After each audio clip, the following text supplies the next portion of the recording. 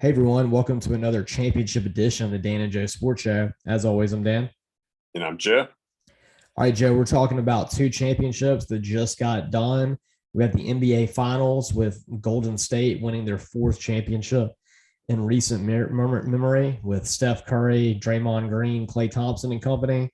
And then we're also going to talk about the Colorado Avalanche stopping the Tampa Bay Lightning from winning their third championship in a row. And I believe it's the fourth championship overall for the Colorado Avalanche. Joe, let's start off talking the NBA Finals and Steph Curry now, I think, cementing his place in the Hall of Fame. I wanted to ask you, do you think that Draymond Green and Klay Thompson are also Hall of Famers? Yes, I think ultimately they will be. A lot of it kind of is like, getting an A on the group project, playing for these great Golden State teams.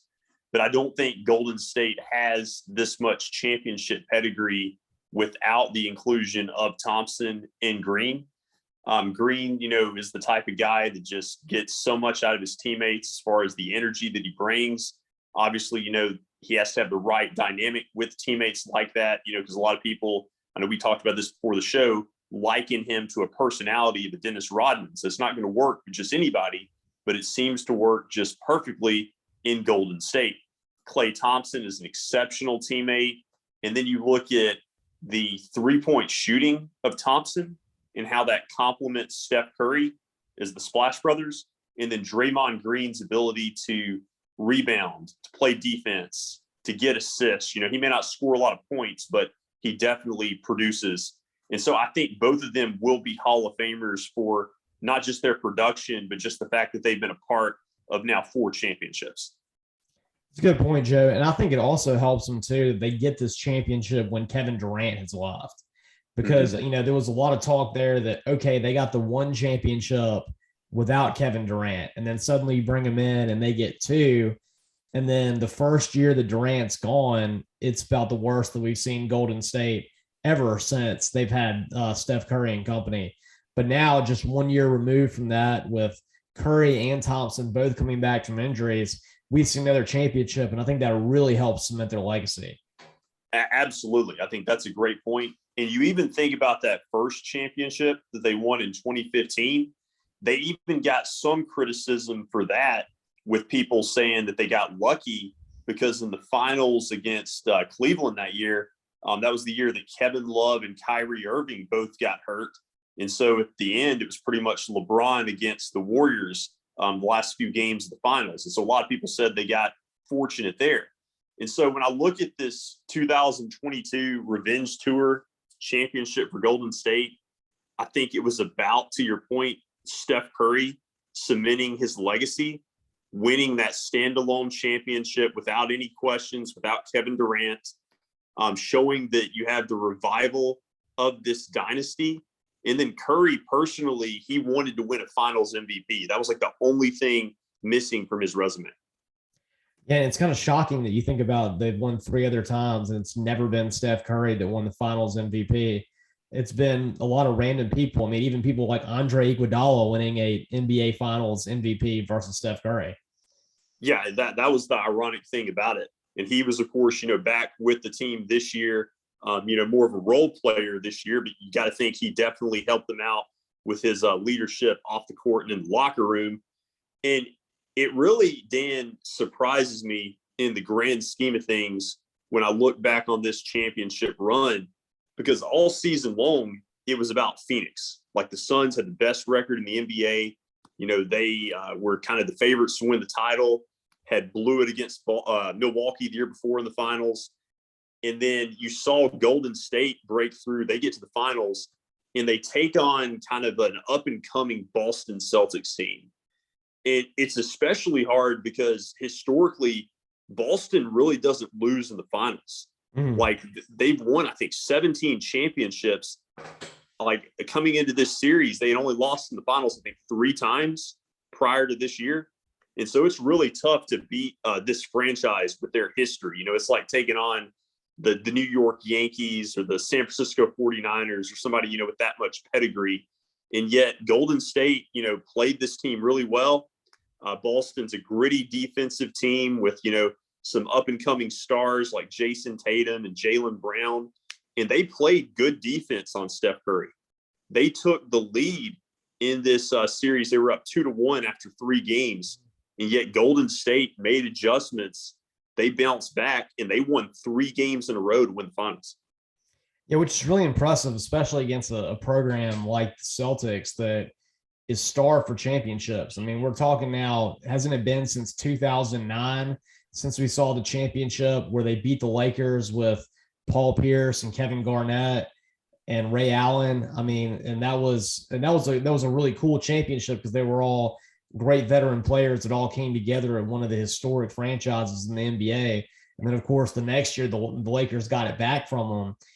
And that's really the last time we've seen the Celtics in this position, which is shocking because when I was a kid, when you were a kid, I mean, they are the Yankees of the NBA. The Celtics have the most championships. You're right. They didn't lose very often. And whenever they did lose, it felt like it was always against the LA Lakers. And this was kind of a shocking result when you saw them get up 2-1. When I saw the Celtics get up 2-1, I was like, okay, the Celtics are about to win their championship. Yeah, because, I mean, they had game 4 with that 2-1 lead in Boston. And like I said, their defense was just great on Curry. Like, they were double teaming him, making his night just really tough. But yet, just credit Golden State for getting other players involved. It just shocks me, Dan, when I think about just not only how well Steph Curry played, he had some huge games in the finals, but just kind of overall the revitalization of this dynasty. Like, I can't think of many sports dynasties that kind of went through a 1 or 2 year hiatus. Like, yeah, you got the Chicago Bulls, obviously, with Jordan. It's kind of eerily similar to a degree because in this situation, unlike when Jordan left to play pro baseball, you had Curry and Thompson injured for a year or 2. And so that's the reason, they were kind of in that hiatus. And then once they came back healthy, it was like this dynasty had never missed a beat. Yeah, that is interesting. That's a very apt comparison right here. And just like the Bulls did before the hiatus happened, they'd won 3. And when they came back, they won 3 more. So it'd be interesting to see if I guess it'd be about 30 years later, we see the Warriors come in and win 3, take a 2-year break, and then win 3 again. Yes, no, that's going to be fascinating to see. I don't feel like they're done. I still think they'll be a contender at least for another year or 2. Curry's 34 and he's playing great. I think it's also, going to be interesting how people start to debate, and they already are, LeBron versus Steph Curry, because, you're trying to decide who is the best player of this generation over the last 15 or 20 years. And there are going to be a lot of people now that Curry has the same number of championships. And with the impact he made on the game to revolutionize shooting, a lot of people were going to kind of give him the nod probably. Well, Joe, they're going to give him the nod for that, for his ability to outside shoot. And what's really changed basketball to be, I think, overall, you look top to bottom in the NBA and in college, more of a 3-point shooting league than it ever has been before. And it tends to be the teams you see that win national championships in college and the ones that win the NBA titles are the teams that can shoot the 3 ball. And they're also going to look at the fact that Steph Curry's always been with Golden State and has won all of his championships with Golden State. Yes. So I feel like a lot of times, the argument between Jordan and LeBron, first off, Jordan has more championships, but second off, Jordan stayed with the Bulls his entire career. And I feel like, being devil's advocate one way or the other, you can either look at that and say that clearly makes you better than LeBron, or you could say that LeBron is so good that wherever he goes, he wins a championship. And, truth is probably somewhere in the middle. Yeah, I think the middle's probably the key, but no, definitely a great analysis there because he has had to move around. And even, him going to Miami kind of allowed Cleveland to rack up high draft picks. And that's how they brought in Kevin Love and Kyrie Irving. So it always seemed like it took him moving in order to build a good roster that he could join and then win a championship. But with Curry, we've seen them win in multiple ways. And really the bulk of this team was homegrown talent like Thompson and Green and a lot of the young players they've drafted in recent years, like a Jordan Poole, who, have really made an impact. And so it's really cool to me how this team was built. And really, fascinating to see how everything's debated as far as Curry's legacy in the NBA going forward. And of course, he's not done. That's right, Joe. I mean, he still has the chance to win multiple more championships. And one day, who knows, maybe he can even be mentioned in the same sentence as Michael Jordan. I'm not going that far yet. I personally don't even like to put LeBron James in the same sentence as Michael Jordan.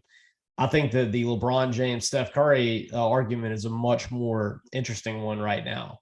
I think that, I'm going to look at it as to who wins the most championships, probably gets the benefit of the doubt, but I am always going to give LeBron a little bit of a trump card for winning one at Cleveland. Yeah, that helps him a lot. And that was, head to head against Curry before they had Durant.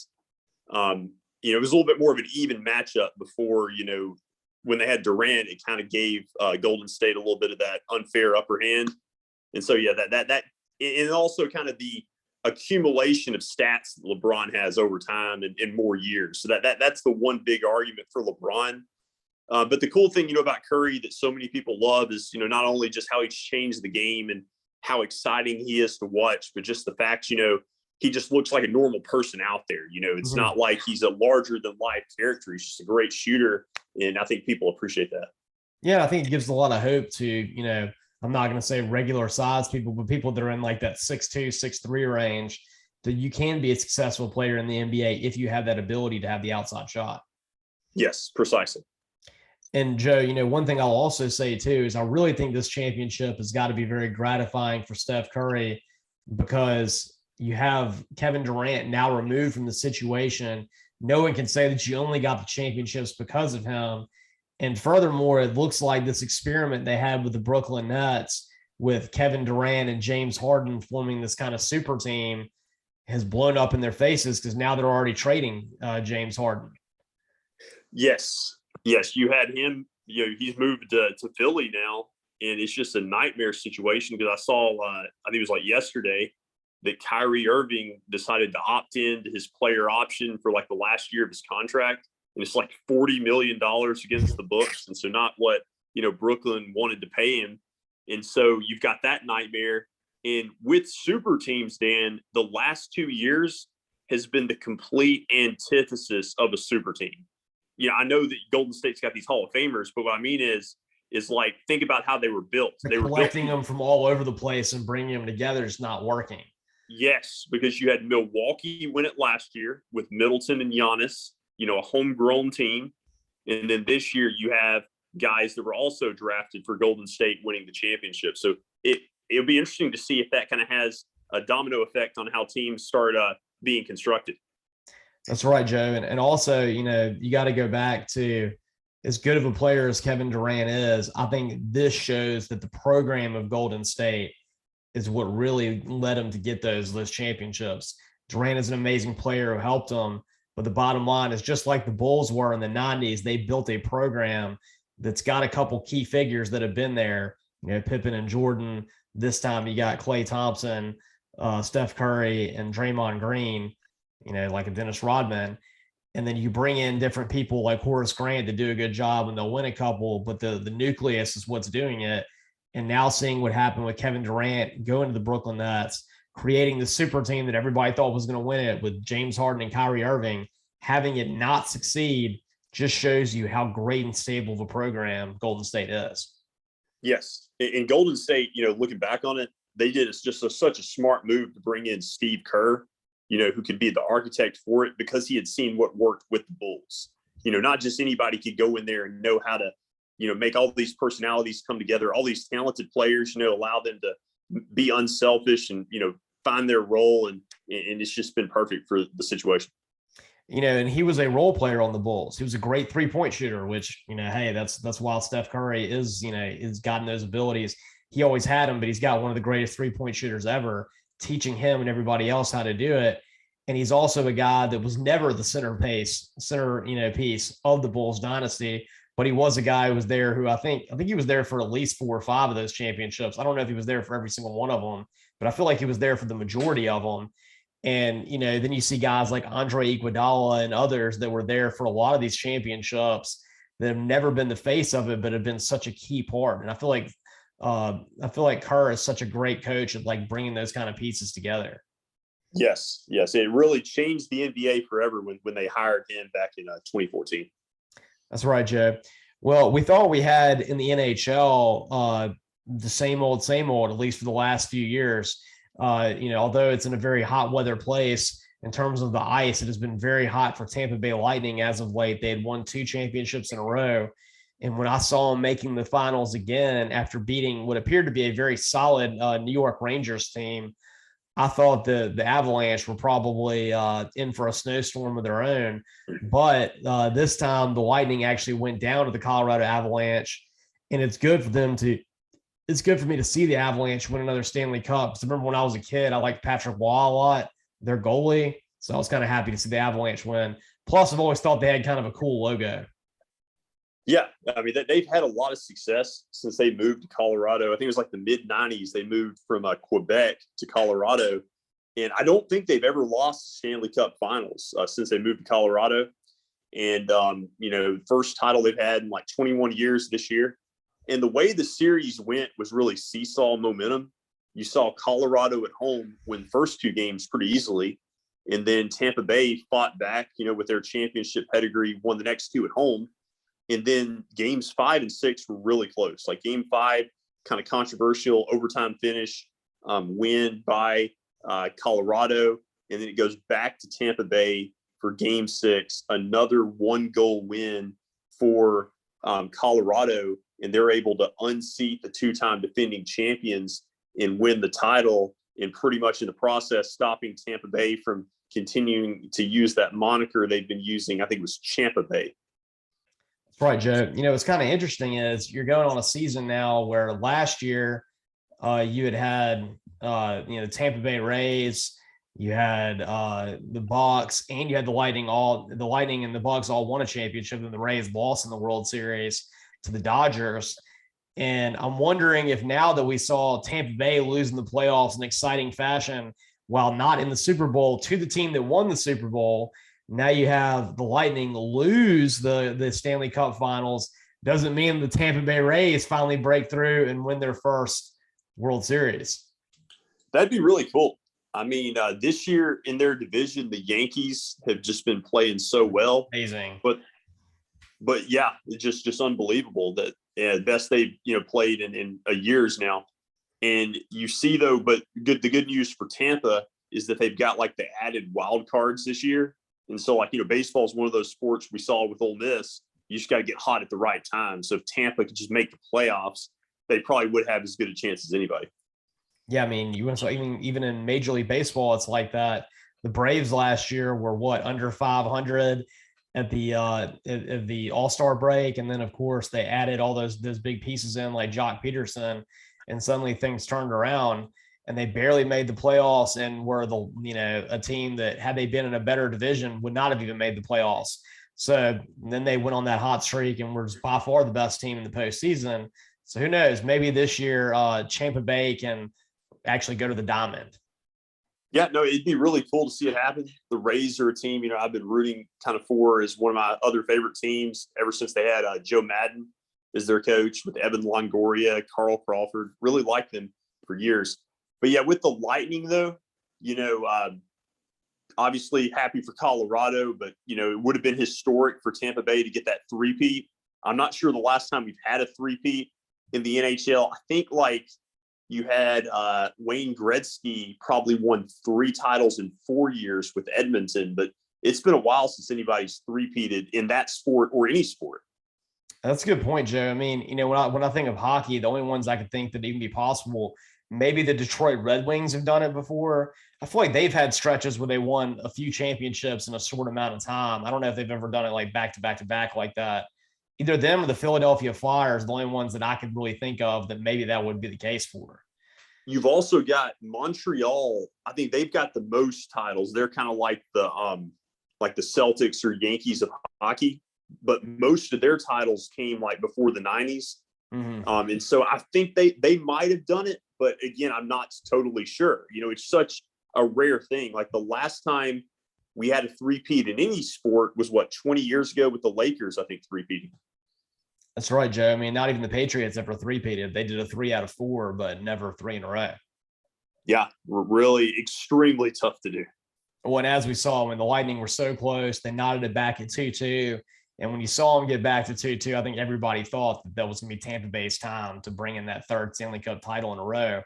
But the Colorado Avalanche were in their way, and now it looks like it's going to be a while before we see a three-peat, at least in hockey. The Lightning did not strike 3 times. That's right, Joe. And with that awesome joke to end the show, we want to thank everybody for listening.